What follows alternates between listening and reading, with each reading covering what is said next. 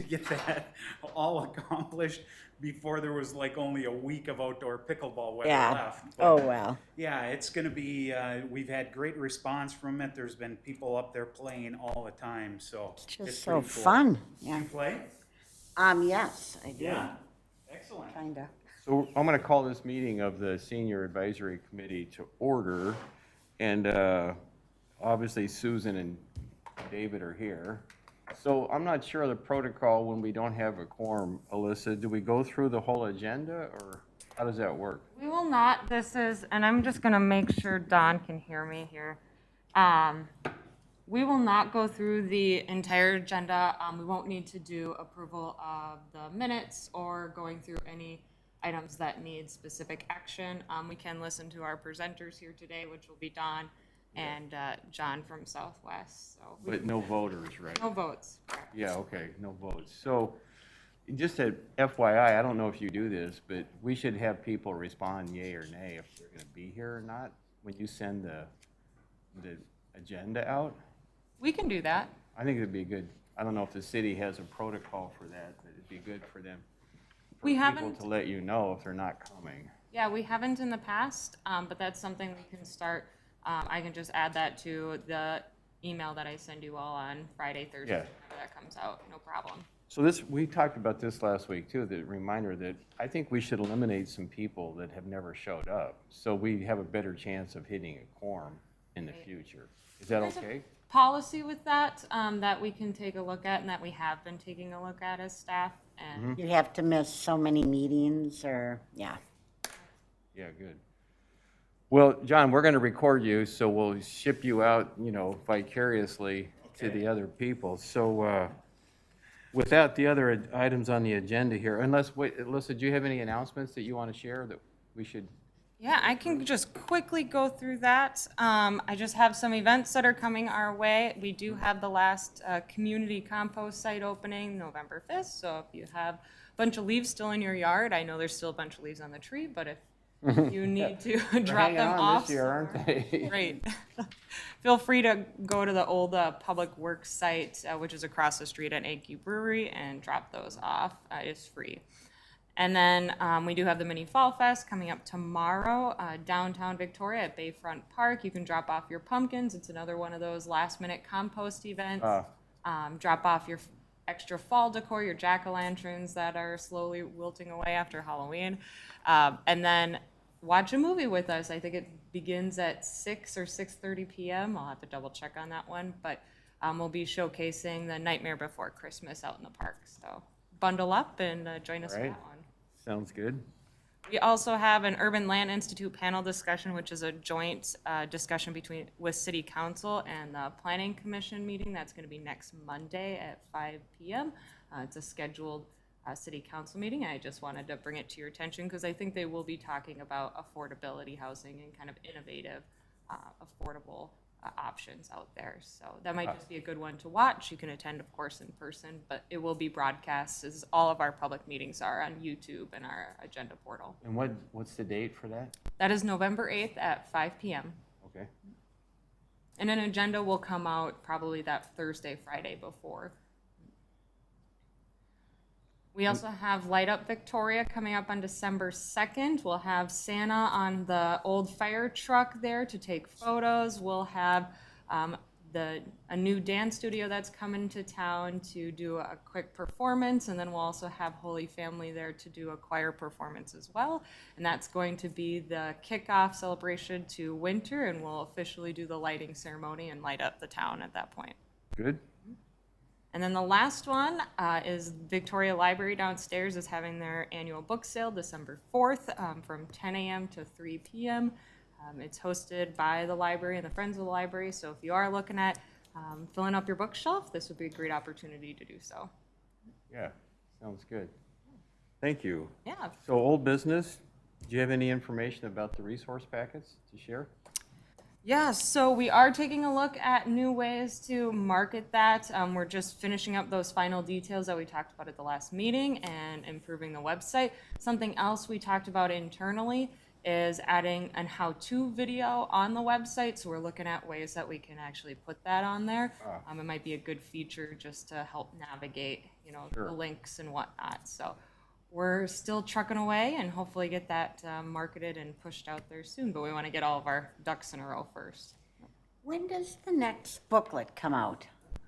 The Victoria Spirit, those are done quarterly. So we just had the fall one done, I believe, in October. So I'm anticipating the next one will come out probably late December. Okay, or even, I mean, that one or this one, Yeah, the Park and the Rec. Park and Rec? That one will come out, I believe, in January. Okay, would it ever be anything, and I'm sure a couple of us possibly could help to have a session in one of the booklets with the conference room, maybe at the rec center, even up here, hear people that can help navigate the resource guide. I mean, click and look at some of the links, because I went through a lot of those links, and there's some there's a lot of interesting information.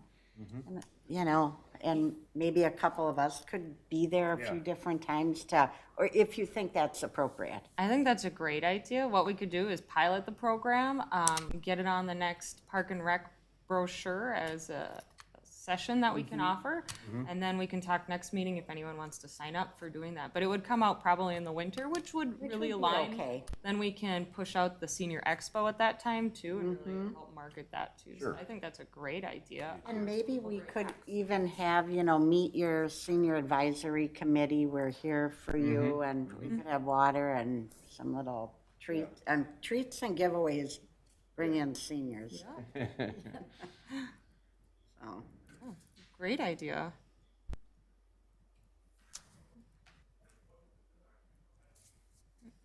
That's all I had for an update on that one, Chair. Thank you. We'll move on to new business. And John, would you please step up and state your name and your address for the record? We'll get you recorded. Welcome.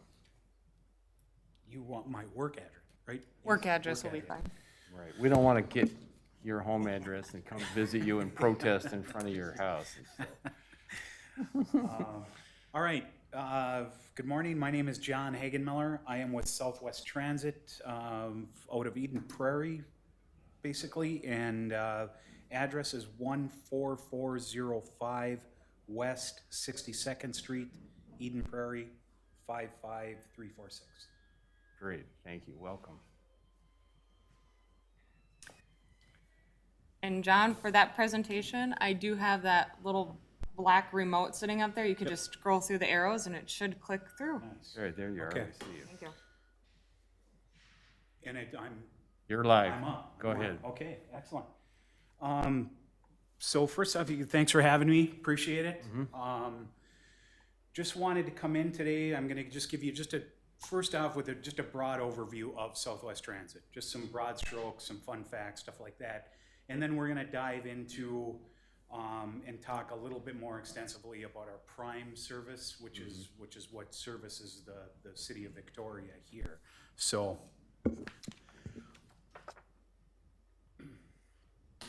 all right. So first, just so you're all aware, all three of you are aware, we're a public transit provider. It's made up of a joint powers agreement between the cities of Eden Prairie, Chaska, and Chanhassen. And then under contract, as you all know, we also service Victoria and the city of Carver. So Southwest Transit has been around since 1986. That's when it was officially formed. We're primarily known for the big black buses that haul people from these communities out here to jobs and stuff in downtown Minneapolis. So we also, our service, that express bus service also continues on, goes to the University of Minnesota. We maintain and operate 5 park and ride stations, all running along the 212 corridor. The first one being out in Carver. It's just a surface lot, but there is a structure there that's got bathrooms and it's heated and all of that in there. And then coming east, you've got the one at 212 and 41 in Chaska. We call that our East Street station. That's where the pickleball courts up at the top there. And then the next one, we actually have 2 stations in Chanhassen. We're only operating right now out of the one on 212 and 101. The station right downtown by the dinner theater, we are not running service out of there at that time, just simply because there isn't the need for it. And there's a large cost with operating out of that building. So hopefully soon in the near future, we're gonna be opening that back up. When we just had a service increase September 8th, and we had looked at actually running some shuttle service out of there to get people to and even that, just with the number of riders that we have riding out of Chanhassen, it just simply did not make sense. So we need people to get back onto the bus before we see any big moves of doing some things like that. So Southwest Transit has been a leader in innovation technology. We've received a number of awards for work we do with the communities and things like that. We were one of the very first in the nation to actually start offering a microtransit service, which is our prime, which we're going to get into in depth here in a little bit. We also provide service, or we have in the past, to a number of special events. State Fair, we run buses for that every year. We do things like to major concerts. We sent buses down to the Rolling Stones concert. We've got a Chris Stapleton and some other big country music fan coming up on November 13th, George Strait in downtown. So we have a reservation system that people can go on, and for $5 they can get on a bus out in Chanhassen, ride it to right downtown. After the concert, the bus is there. We bring them back out to Chan. So that is certainly helps with bringing those numbers up. Ridership, right? That's our main concern. And no matter what the service is, somebody getting on the bus falls under that umbrella of ridership. So all those different special event things that we can do certainly help to bring that number around. Just to give you a little example of the effect that the pandemic had on Southwest Transit. So pre-COVID, we operated approximately 75 buses a day, running 160 routes to downtown Minneapolis with an annual ridership of about 1.2 million, just a little over a million. If you break that all down and kind of average it out, that would be a Monday through Friday, about 1,800 people a day were picking up and bringing back home and stuff like that. In February of 2020 is really when things started to go sideways for the agency. The pandemic was becoming a reality. The news of working from home and things like that were really starting to come out. So you jump ahead a little bit. April of 2020, our ridership had went down 90%. We went from, on average, 1,800 people a day bringing to downtown Minneapolis to 200.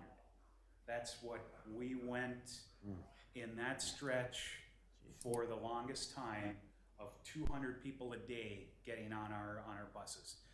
There were times where we would start a bus out at East Creek, it would stop at the 3-4 stations and go downtown with nobody. But it's being public transit. On our schedule, it says that bus that left Southwest Transit at 8:25 is gonna be downtown at 9:05 or something like that. So we didn't have the luxury of just being like, well, just don't send that bus. It doesn't work that way for us. So the schedule is the schedule. So, but that was the effect that it really took on us. We went through what a lot of places did. We had to furlough some drivers. We had to lay some people off. We did everything that we could do to make cuts and pivot and all of that sort of stuff. But it was just a drastic effect to us. And primarily, it was just simply because the majority of the people that got on our buses were not going to those jobs downtown Minneapolis. They were still working, just doing it from the kitchen tables and stuff like that, which is the case today still. So Our ridership today is roughly at about 400 people. So since September 8th of this year, when we increased our schedule, our buses going to downtown, it doubled, right? Because we went from that 200 mark to up to 400. And the majority of that is University of Minnesota students. We've seen a large incline in that, in bringing not just students. We assume that some people work there, things like that, but that's where the increase came from. We're still dropping the same number of people off downtown Minneapolis, and it's just simply because people are not, they're just not going to those jobs. And as Dave and I talked earlier, Target headquarters are the 3 largest employers that we hauled people for, or employees for, was Target headquarters, Wells Fargo, and then US Bank. Target is trying to shutter those operations downtown Minneapolis. They've already moved out of one location to another, but eventually, and I think it's going to happen quicker than not, they're going to move everything up to they have a huge campus up in Brooklyn. I think it's Center Brooklyn Park, right off of 694 and 610 up there in the northern part of the metro.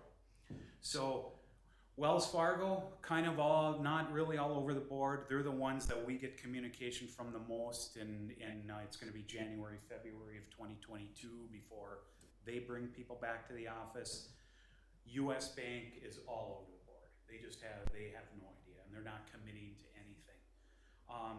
But we're pretty sure once the dust settles, once it all evens out, the landscape is just going to look completely different, because with remote work and people having flexible schedules and things like that, it's really going to have an effect on those commuters going to downtown. John, you may be wanting to get to this later, but tell me about what's the financial picture? I mean, I assume that you need to be self-supporting, right, or are you subsidized by the cities that you serve? No, we are public transit, David, so we do get subsidies from, from actually the majority of our funding comes from car sales, believe it or not. Don't ask me to explain how that works, because I can't. I've asked that question myself several times, but it's politics, right? There's politics involved with the taxing and the things like that. But our largest part of our funding comes from what's called MVest fund, and that's from the sales of automobiles. And I apologize, I don't know This enough is through the state somehow. This is, yes. I mean, you're not selling cars, are you? We don't sell, well, we might. Are you in need? No, but Like one. so there's that's a fee or a tax somewhere that It's a tax funds. in there that Okay. funds public transit. And we're meshed with Metro Transit, right? The Sure. Met Council. We all fall under that umbrella. We operate by, so to speak, their rules, things like that. We are just covering a part of the area or the metro that they don't come to. No, I'm not saying you'll never see a Metro Transit bus out here. They're more of the Metro Mobility ones that you do. They do have some bigger buses that swing through Minnetonka once in a while. They have a stop up there and stuff. But so our service is primarily just bringing the commuters from these communities out to downtown. But we still fall under that umbrella of Met Council. Is your funding tied to ridership? I mean, through this, with the downside and your numbers dramatically went down, I mean, you had to still operate, but you didn't have the ridership. So somehow is your funding tied to the number of people that get on the bus? It is, and that's why ridership is such important to us. So the number of people getting on our buses, that's important to show that we have this need, things like that. The agency itself, David, just backing up to your question a little bit, was in very good condition financially when COVID hit. So we were able to do some pivoting and really not have to just not run any service at all. So, and we're not in the business to make money, right? We're public transit, so we're in the business to lose money as efficiently as possible. That's Right. That's kind of how So you mentioned though that there's a contract with the city of Victoria for service. Yes. So does Victoria pay for that? I don't know how it works, Alyssa. If it's a payment type of a thing. I just know we have the ability to bring our buses into the Yeah. city of Victoria, because normally this would not be under our service Okay. area. And that's where the politics are, Mhm. and I don't mean that to sound bad, but that's where it, they have those dividing lines and stuff like that. Up until the pandemic, we never even thought about running buses down into Shakopee, right? Because that's Minnesota Valley Transit, who's headquartered down in Apple Valley. That's their territory, right? If you will, but COVID changed that, right? With those restrictions and everything loosened a little bit. Huh. We were able to start servicing that area with our microtransit service. Okay. So Alyssa, do you know, is this part of the city budget?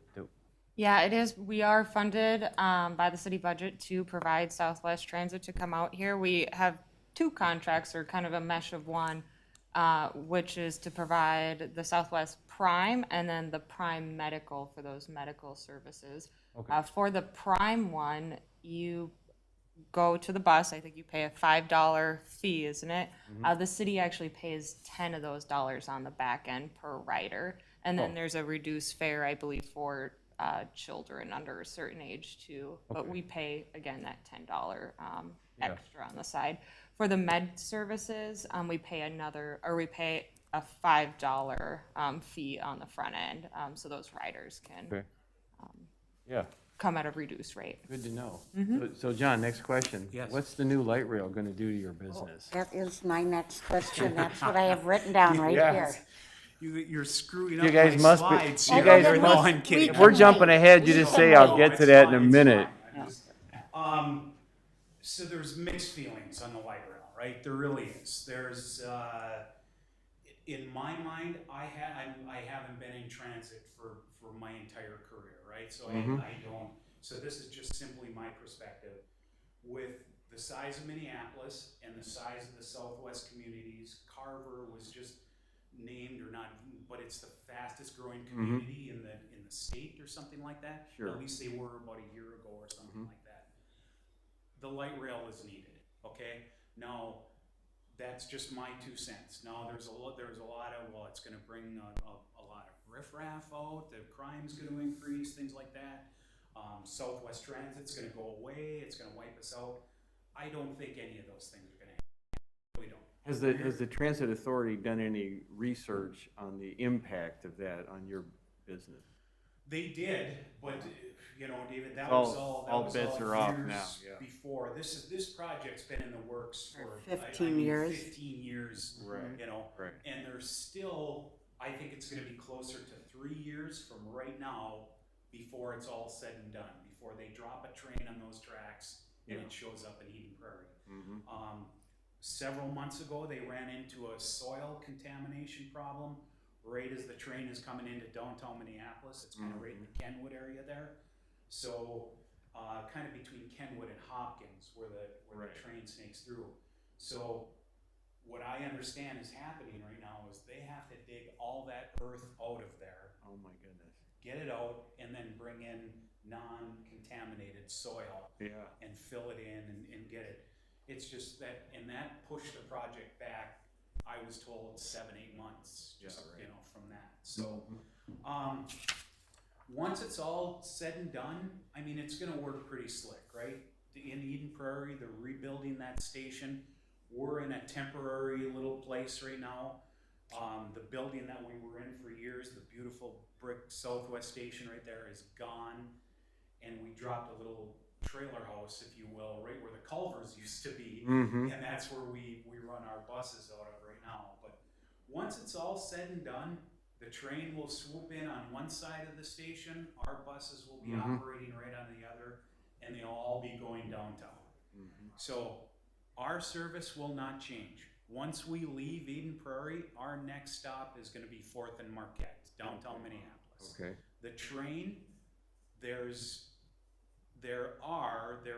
between Eden Prairie and downtown Minneapolis, there are 14 stops. 14 stops. I can't tell you that every train is gonna stop at every one of those stops, I'm told there's going to be express trains that will leave and just right downtown. So, but yeah, there's, the trains, much simpler, right? They're on a rail. They don't turn, they don't go, you can't get, you know where the thing is going, so you'll be able to get off and stuff like that.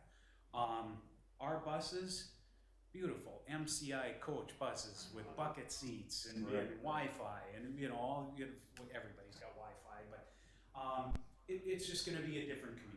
It really is, and depending on what the train, they haven't even come publicly with what prices will be yet, with what it'll cost. But right now during peak time, our an express ride bus to downtown Minneapolis is $3, $3.25. So it's it's just going to depend on the person. If they want to pay $2, you get on to save $1 for. Right. But it's coming. There's no denying that. It's on its way. It's going to be here before too long. But we don't think it's going to have an impact on our service. We don't have any plans of going anywhere. We're hoping that it'll benefit us in the long run, because people will see the difference. Oh yeah. And want to go with us. Sounds good. But okay, I am gonna jump. Let me just finish up a couple. I'm gonna jump ahead a couple of. So as I said, special event service, the state fair, Gophers, things like that. We just for the past couple of years, we've been partnering with the Minnesota Landscape Arboretum. They do a winter lights program out there.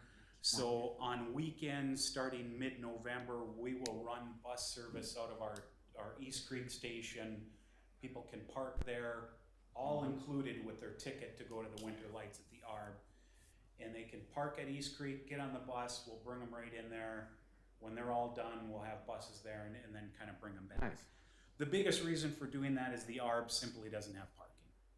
They get about 50 members all at the same time at the Arboretum, and they're close to max capacity at parking.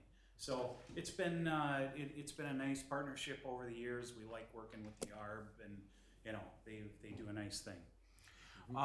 We also partnered this year and are still doing it right now with Carver County.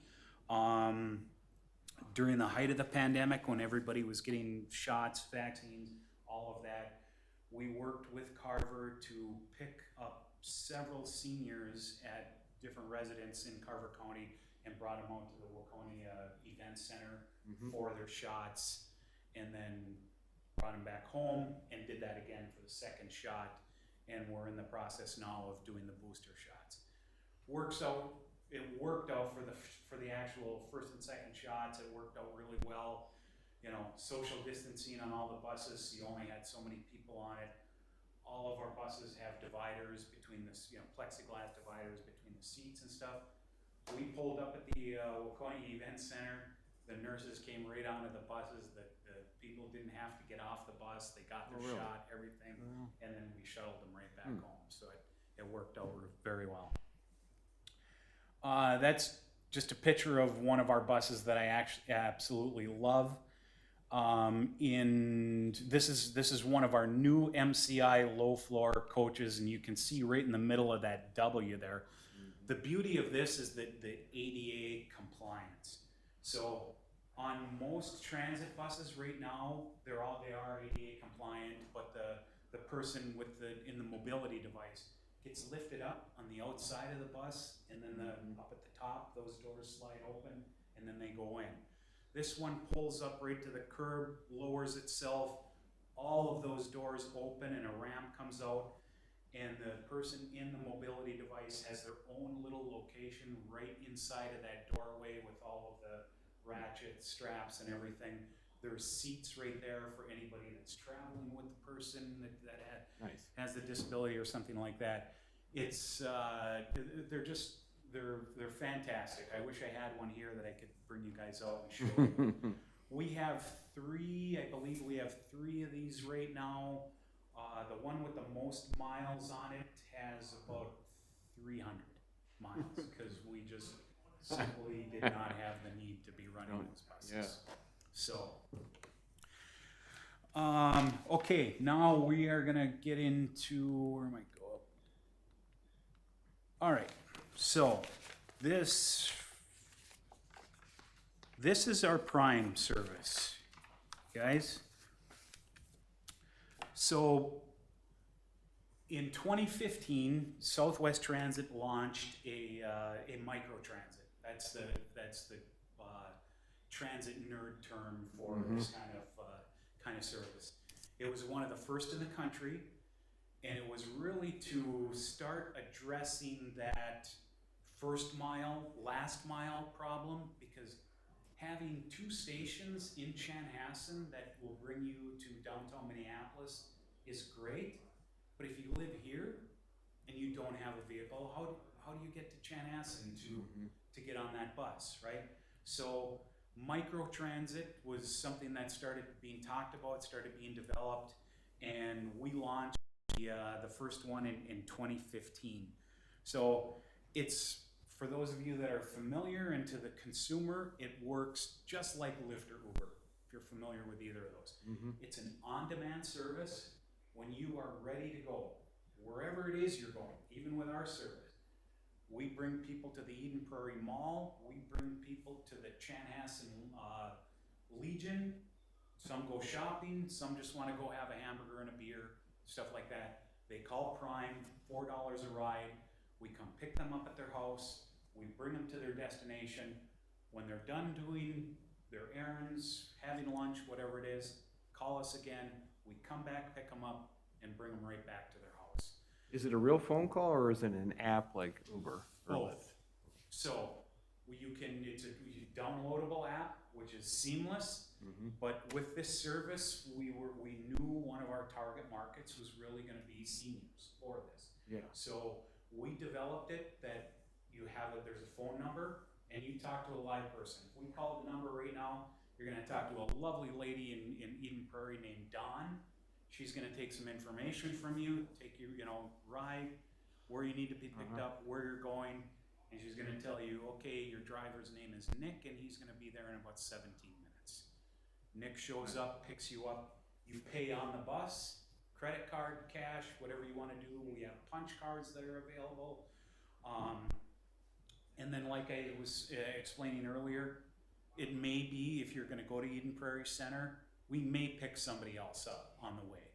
We didn't for a while. We ran all of our buses just because of social distancing. We ran with one person on the bus with the driver, of course, but just to eliminate that. But we still are very conscious. We do not pack people in the buses. We will send another bus if all of a sudden the rides start getting batched and there's just too many people on them.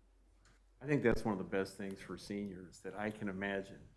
I don't need it yet, but I can imagine the time will come, and I'm glad it's out there. Yeah, I come from northern Minnesota, but I wish there was something like this for my mother. It's because it's wonderful. She probably, because she's stubborn, she probably wouldn't get on it, but nice to have that option rather than her going out and getting her car and just to go to Super One because she thinks she needs potatoes, It's just Exactly.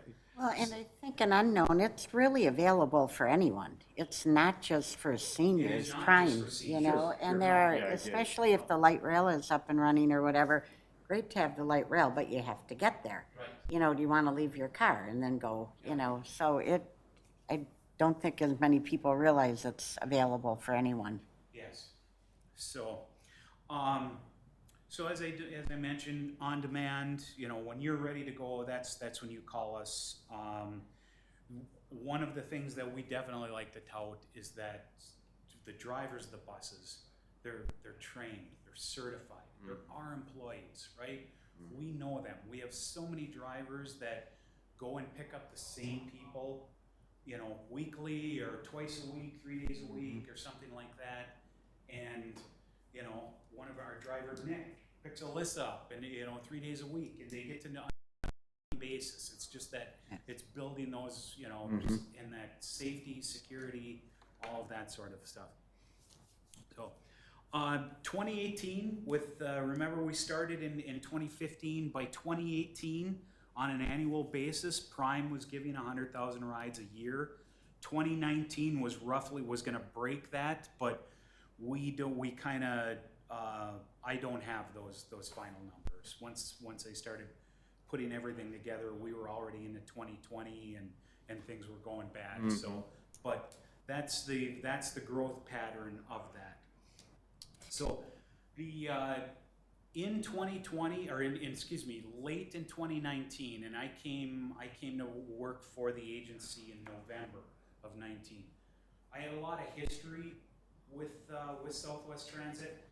I spent 16 years with an advertising agency in Minneapolis, and I was in charge of a division that did transit advertising. Okay, so I went all over the country finding agencies like Southwest Transit that we partnered with, that we could put advertising on the side of the buses. So prior to me coming to work for Southwest, I worked with Len and Dave and all of them for about 6 years, because we were the ones wrapping their buses with the advertising and stuff like that.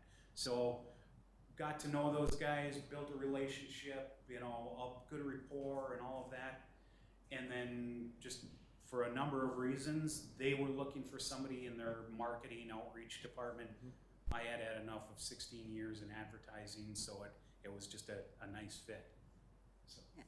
Do you get any funding, or does Southwest Transit get funding from Ridgeview Medical Center, Park Nicollet? I think at one time, weren't they part of that to do Yep. the, oh, you're gonna get to I'll that? cover that in Okay, just a second. okay. Yep. So in November of 19, when I came on board, we had, or the agency had just started Prime MD.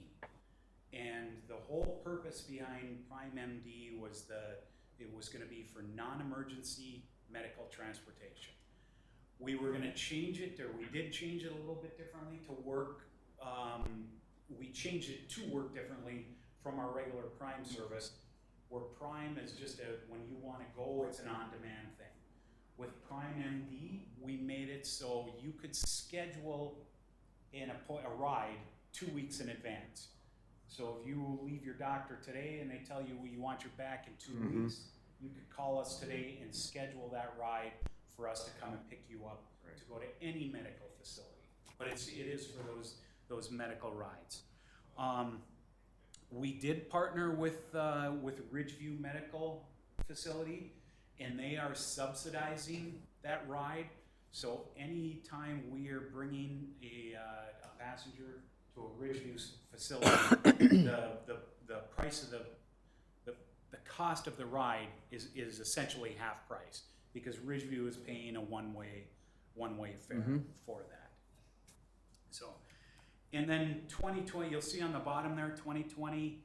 That's when this is the service that we were able to develop and pivot and move around, just because of all the things that were happening. So the first thing we did was we partnered with both Prop Foods in Eden Prairie and Bountiful Basket out in Chaska, and we started delivering. Those are both food donation places. They couldn't have people coming in to pick up their food, so we started actually doing grocery delivery. Still doing them to this day, because it just worked out so well. We've got the bandwidth both within people and vehicles. So twice a week we are picking up food at Prop and Bountiful Baskets, and then delivering them to people around the area that are in need of that. Nice. So we started a grocery getter service, we call it, for that. It's a reduced fare on Mondays for anybody that's going to a grocery store for essential needs and stuff like that. So Monday, we have so many services, I have to look and see. If it's just, it's Monday through Friday from 9 until noon. It's a half price fare if you're gonna go to a grocery store or something like that. So again, just helping those that need to get out of the house, get some of those essential items and some things like that. We expanded then shortly after that with going into Shakopee, giving rides down to the, because we did want to go there for our Prime MD because of St. Francis Hospital right down in Shakopee. So we were able to open up all of Shakopee. So now if there's people that live in Chaska or Chanhassen, stuff like that, and they work at Amazon, or they work at Shutterfly, or they work at one of those places, you know, in that Shakopee area, this is another option for them to be able to get to those jobs and stuff like that. So, and then our latest one is we were able to open up the whole 494 corridor, with final destination being the airport. So we do have it now. If it's interested, if somebody lives in Norwood, Young America, they can drive into Eden Prairie, park at our ramp in a reserved spot, get on one of our buses, and for $8 we'll run them to the airport. And then when they're done with their trip, they call us, come back, you know, their car is there and stuff like that. So it was like I had said, with trying to make changes with routes and stuff like that in transit, public transit is difficult just because it's just not, it can't just be a room of people. We have to get Met Council involved. We have to get all these different people. Our Prime service was a little bit differently. We were able to pivot that to meet our needs as long as it made sense and things like that. So we're very excited about this service. We are almost to pre-COVID numbers right now with our Prime service. Now granted, we've added a lot to that. We give a lot of rides to Shakopee, surprisingly, you know. The airport service seems to spike, you know, in last weekend or 2 weekends ago when it was NEA, we couldn't keep up. I mean, it was just absolutely crazy. We actually made some people mad because we had some rides that were, you know, getting into the 40-minute wait time to come and get picked up. Yeah. And we simply can't have that. You know, we tell you it's going to be a 15, 20-minute wait max. I say that if you ask anybody else from the agency, they're going to tell me to say 10 to 15. Well, I just like to pad everything because I'm a little bit realistic, you know. But 15 to 20 minutes really waiting for a ride is not, you know, it isn't a lot. But that is our average wait time once you line up your ride for somebody to be there. So were you guys a little bit irritated when Amazon came out with Prime? When what? Amazon came out with Prime and they got Prime trucks running all over the place. We get confused with when them? I came on in November of 19, one of the first things I said was like, who the hell came up with this name? Because this is not, you know, and it is one of the name is probably going to change next year if I have any say in it. It's a cool name, it's catchy. It does get us confused with Amazon a little bit, but there's something else out there. There's something that just pops a little bit more. I don't know what it is. Okay. With David, we see this service, our Prime service, our on-demand, as the one that's really going to not get us out of where we are, but this is where we are going to put a lot of our focus. Just because we don't know, we have no control over whether or not Wells Fargo brings people back to the office or not. Sure. And if they do, and if it's only on that landscape is going to look so different, right? So we have that down to a science. We know we can easily start adding buses to that if we need to, if ridership starts coming up or going up or stuff like that. One of those big buses will hold 57 people, and on a daily basis right now we don't have a bus with more than 30 on it. So there's plenty of room on all the buses, and those are at the peak times, right? That's at 7:30 in the morning, that bus that leaves Southwest Station, Eden Prairie. Max is about 30 people on any one of our buses. So, but our Prime service is really what's going to be where we're going to put a lot of focus in how we can make this better and expand in areas and do things like that. Sure. I don't want to cut us off. We do have Carver County Public Health no, representative on the line I'm as well, sorry, because this has been great. John. That is pretty much, what I had, you guys. I just wanted to give you just some broad strokes on who we are. I have one quick last question. I know Southwest used to have a pickup at the rec center years ago, and I'm sure that was discontinued because of lack of ridership. Sure. But when you mentioned, I mean, the building going on here, Waconia, will that be visited again down the road about expanding service here as, I mean, the population grows, especially that younger population, and if things open up and people are working downtown? I'm sure, are you always reevaluating added? We are, Susan. Okay. It's, and again, I'm not the one involved in those conversations, but I do know that there's constant talk of, again, just revising, our areas, where we put stations, where we send buses to pick up and things like that. And we're just hopeful that, someday soon, we're gonna be out of this and really start doing some of that, down the road plan, so. Thank you. John, thank you very much. We really appreciate the Thank you so information. much, John. Great service, and it's great to meet you and hear the info. Thanks, you guys, appreciate it. And I am, just, Alyssa, so you're aware, I mean, I'm happy to come back again if you wanted to, once you have more, people, if there's a need for that, happy to do it, so. Wonderful. This is, we can put all we want about our messaging and stuff like that on Facebook, but I'm a firm believer that this is how we get word out and grow our services. Thank you again. Yes. And John, I think you handed out your business card as well. So I will make sure that everyone gets that out there, including the members that aren't here. So I did, Alyssa. I left you, and I'm sorry rushing through this. I left you each with We some got 'em. detailed information on both of those. There's a couple of ride Yeah, thanks. passes for anybody. Feel free to use those as you see that. Alyssa, you said we had another item on the agenda for the public health folks? Dawn from Carver County Public Health is here with us virtually, of course, to present like she has every month. So I'm just going to see if I can switch it over. John, can you hear us? Okay. I can, yes. Wonderful. I can hear you. So this is going to be a standing agenda item in the future?